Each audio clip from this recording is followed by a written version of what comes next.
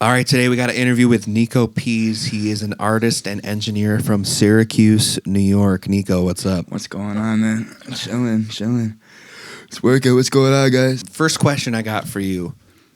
How do you like to write? Like, when do you like to write? Where do you like to write? Just give me the deets. Yeah, man, it's different all the time. Like, I'll be in the studio sometimes recording and think of something and be writing, but like a lot of my music comes from personal shit. So like I'll be going through something and it's all random. It's not like I sit down one time and just like go to write a song start to finish. Like that'll happen, but most of it is like based on an experience that I'm going through, you know what I mean? I try to really keep it personal. So it's always random. It's always super random. I'll have an idea and have to go write it like right then and there. And I like that. I think it comes out natural that way. You know what I mean? Like the way I would want the song to be emotionally, but yeah, man, I try to get in a vibe. I definitely like writing at nighttime. I don't know why. I like to be up when people aren't, and you know what I mean? Just kind of be chilling. But I don't know. It's different. It's definitely different. I get that because I'm not really a night owl, but sometimes at night I just get like strokes of inspiration. I get super creative. Yeah, super creative at night for some reason. Same with early mornings though. Like if I get myself on a schedule and I'm like waking up, I'll be working all morning. But like definitely writing wise, I like to get really inspired at nighttime. I feel like there's no like time limit that way. You know what I mean? It's just whenever I'm done, I'm sleeping. So it's cool. So when you do write, do you write the whole song in one sitting? I try to, yeah. I try to. Sometimes it'll be like, a lot of times it'll come like, I try to structure all my songs based on the hook first. I feel like that is like the climax of most music. So I try to like make that the catchy and like the main, like you'll know what the song is about by listening to the hook, and then the verses kind of feed off of that. So I try to definitely write it all in one sitting. Sometimes it'll be like, all right, let's record this hook, listen to that, and then write the rest. But yeah, mainly I try to. I feel like that'll keep the ideas consistent if it's all in one sitting, if that makes sense. So that brings up a whole nother point. When you are writing, do you write right in front of a microphone, or are you writing pen to paper? Pen to paper, definitely. Not, I mean, thumbs to notes, but yeah, not. But yeah, it's like, I mean, yeah, that's another thing. Like when because I do a lot of rap, you know that, but then I've definitely been tapping into like a lot more singing with my hooks and bridges and stuff like that. When it's like that, I will definitely write it in front of a mic and see how it'll sound. You know what I mean? I'll do like 3 takes, get some layers in it, see how it'll all come together to see if I'm going for the right thing. But see what you can get away with. Right, yeah, exactly. See like, okay, I'm pushing my voice a little bit too much here, but no, I definitely try to have it all like in my phone written out and stuff before I record. Do you find yourself editing things after the fact? Like you sat down and you did it all in one sitting. That's cool. The writing? Yeah. Do you go back and change things? Definitely. Depends on the song. Sometimes I go overboard and really try to make it like as lyrical as I can. Like I'll find some lines that sound too simple and I'll try to like put a spice to them. A lot of times with going back and editing, it'll be like, this part needs more. This part, I've listened to it over and over again. It doesn't really feel like it's going anywhere. I get my idea, we'll record it. If I hear something that needs to change, yeah, it'll go through fixing. But I already know, like, if I record a lot, we can do a lot in the mixing. You know what I mean? If we have a ton of takes to work with and stuff like that, we can do a lot of editing in the mixing too. Yeah, there's not much going back with the writing wise because I really try to make sure it's like how I want the song before I record it, if that makes sense. You know what I mean? So you're digging into doing a lot more audio engineering these days. Definitely, how does your a lot more. engineering cross over with being an artist? A lot, honestly.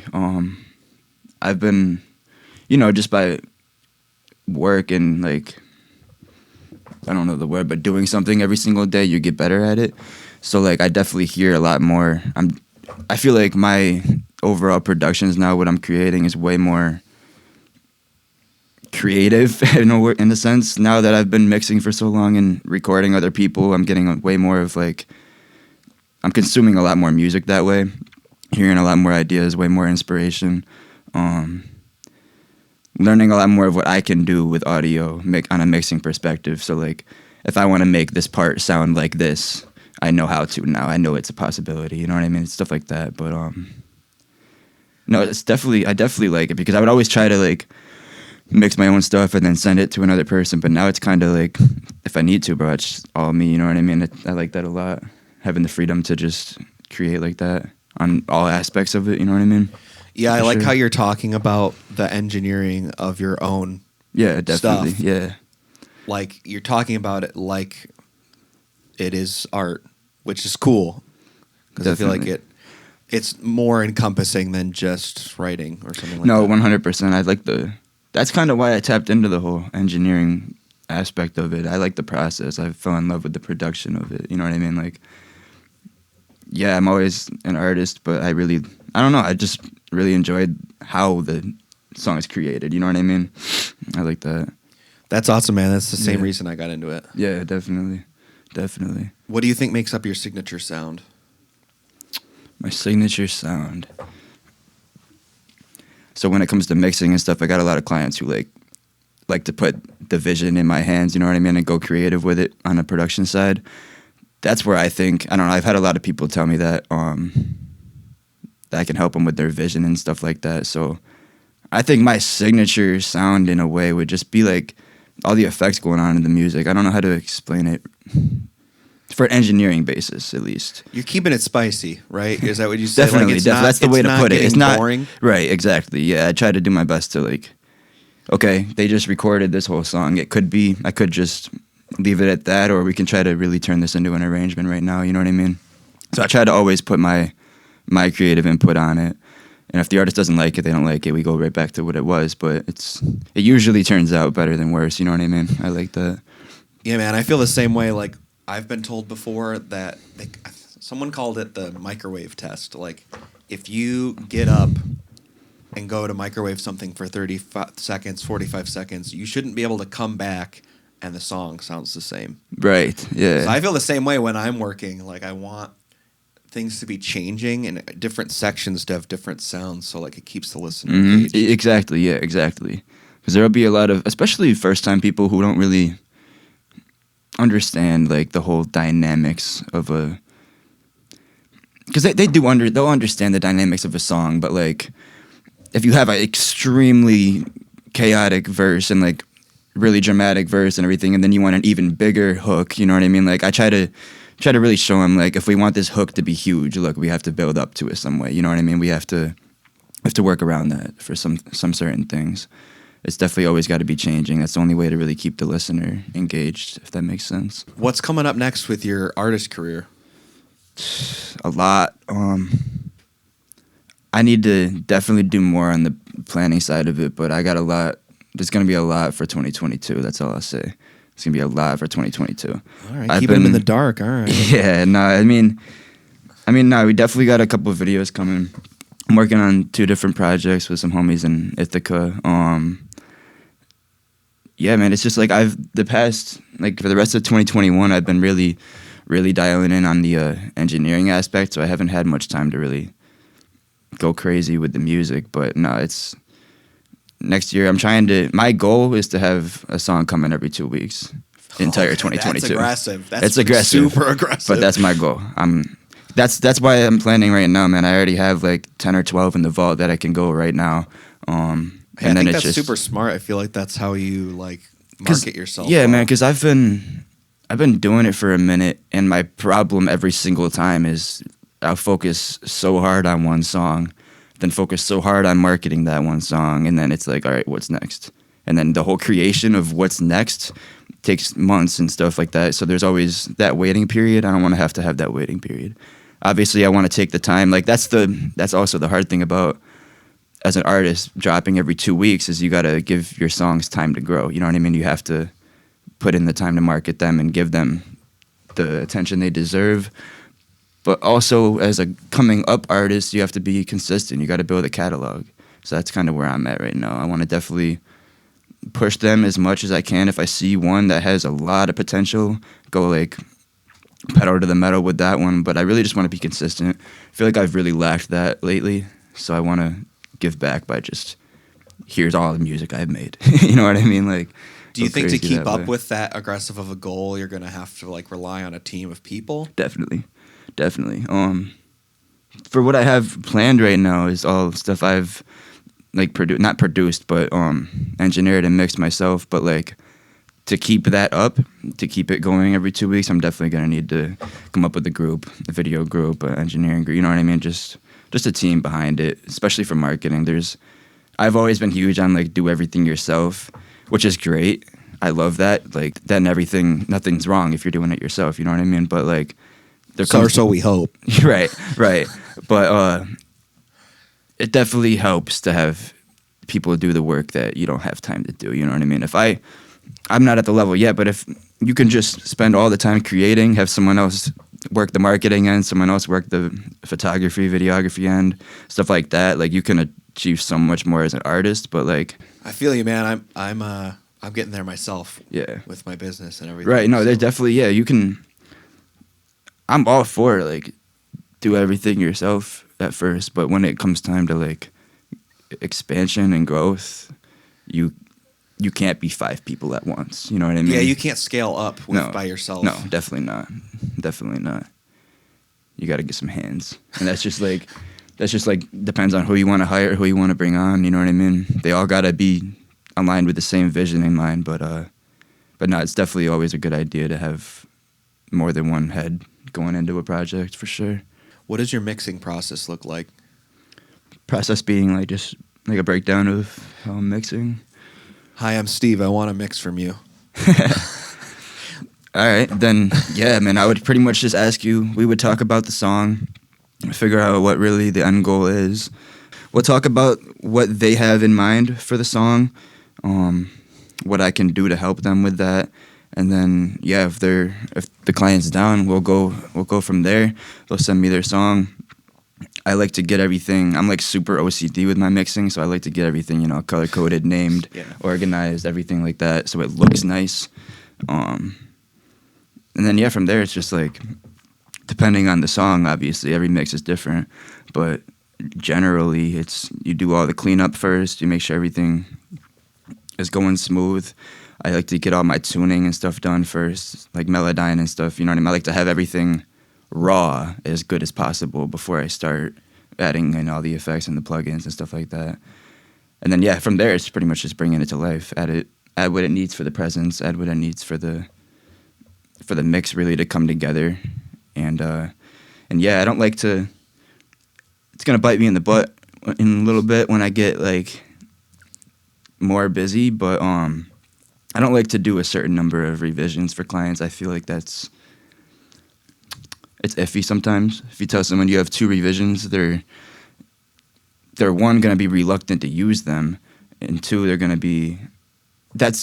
It feels rushed that way to me, I guess. Not rushed, but like a lot of times, more than not, the mix will be done in 1 or 2 revisions. You know what I mean? Like or sometimes without one. But if you tell them that you don't do them or stuff like that, they're going to feel like, all right, they're paying for this and that's it.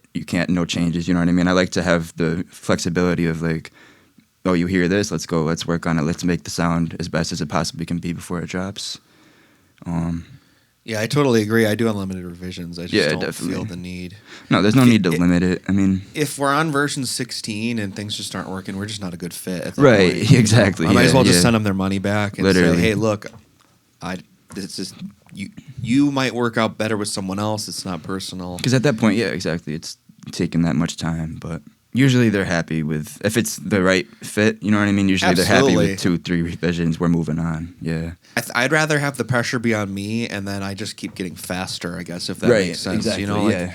As an engineer, like I want to be improving and getting better over time, and faster over time. Mm-hmm. So it'll be scalable in that way. Definitely, yeah. It definitely helps. It helps the song too, for sure. So what in your workflow has changed over the last year? My workflow has it's changed a ton, honestly. Like, for my life personally, like I just quit my day job 4 months ago, and so everything has been all on this stuff. You know what I mean? I'm working from the morning to the night on my craft instead of trying to balance that with something else. I think that's helped me a lot. It definitely puts the pressure on because now there's no guaranteed way of anything. You know what I mean? This is the real rat race. But you got to get a bunch of face tats. That way, there's no way out. Right? No, I was really thinking about not a face tattoo, but a huge something on my hand, man, just so I can never go to a real job interview ever again. You know what I mean? Go to shake their hand, just something to look at like that. But it's cool. I've definitely been working harder than ever this past year, and it's a long run, man. It's like you can't expect quick result. You can't expect to work your ass off for 3 months and it be blown up and be where you want to be. It's the only way you get to where you want to be is by not quitting over a long period of time. You know what I mean? It's amen, bro. Every overnight success, bro, is 6 years in the making. Like easily 5-6 years in the making. Back to my workflow. It's been different. I've been in the studio working with a lot of artists lately. That's been taking over most of my time. When I'm not doing that, I'm just mixing, working on my own music. I like the mixing. I definitely like to be mixing more than recording, but I'm all for both. Yeah, I know what you mean. I do too, but I've met people who love being vocal producers as well. Yeah, so no, there's exactly. There's a place for everybody. Exactly, it's crazy. yeah. I love to be behind the boards and just mixing. That's my thing, but there's nothing. That's where I feel like me and my clients have the best relationship as well during the recording process. You know what I mean? It's a whole bond right there. That's cool. Yeah, man. What about you? Your workflow and shit. My workflow has drastically changed in the last year because I've slowed down a lot. Yeah. Like when I'm working on projects, and I'm kind of like working on a lot more like serious projects. Definitely. I mean, yeah, I used to. It really depended on the song. It was not like every project was like this, but a lot of times it'd be like there'd be tons of times when we're doing sessions and it's like quick in and out kind of stuff. Where I'm like banging out mixes real quick at the end of the sessions. That's true, yeah. And I don't think I was doing my best work that way. Like in the last year, I built my own mix room and I've gotten really comfortable with it, dialed it in. I feel like the results are way better. Definitely, yeah. I get that too. A lot of people ask at the end of their sessions, like, yo, can you mix this on the spot? You know what I mean? Like, I can, but the best outcome for you would be me to take it home and actually, like, fully mix and master the song. You know what I mean? People try to be crunching it in at the end of the sessions, which is always cool, but I agree. Yeah, your work is definitely better when you have your time. I to never do it. mind like giving people like a rough. Like, no, always. Yeah, I always want them to leave feeling like they have a picture of what their song's gonna sound like. Yep. Like when I'm in a tracking or producing session, I'm not in them a lot these days, but when I am, like, I like will go out of my way to like put things into the track that I know. Like, say I had an idea like in the middle of the recording session. I try to get it in there. Like, I want to put a delay throw here, or I want to do this. I will do it right then and there because I don't want to lose the idea. Right. Frankly. Exactly. You know what I mean? Like, yeah, it doesn't come back. I don't like obviously like I don't want to go nuts with it because you want to like have a little bit of a precedent. Like, I'm not gonna go nuts during this like tracking session, but at the same time, like, you want the song to sound like it's gonna sound even when it is done, so like they can vibe out to it. And that also is like that kind of saves you time because if you were to do it in the mix and the artist didn't want that, they can tell you right then and there at the session while you do it. You know what I mean? It's for sure. If you try to make the bridge sound like this and the artist really isn't feeling it, it's you just knocked out that revision right there at the studio because you would have done that in the mix. But yeah, no, I definitely feel that for sure. All right, Niko, thanks for coming in and answering some questions. I hope that whoever was listening, this was helpful for them. Definitely, but yeah, for sure. Going on from here, say someone wants to check you out, your music, your engineering, where can they find information about that? All social medias for my music is just my name, Niko Pease. We can write that in the video. But Niko Pease on all streaming platforms for all my music. If you want to work, anything social media-wise, Niko Pease Music. Just write music at the end of my name, and you can find me and contact me that way. All right, man. Well, thanks for coming. Awesome. Yeah, man. Appreciate you. I appreciate you for having me, for sure, for sure. Why do we waste time thinking almost every single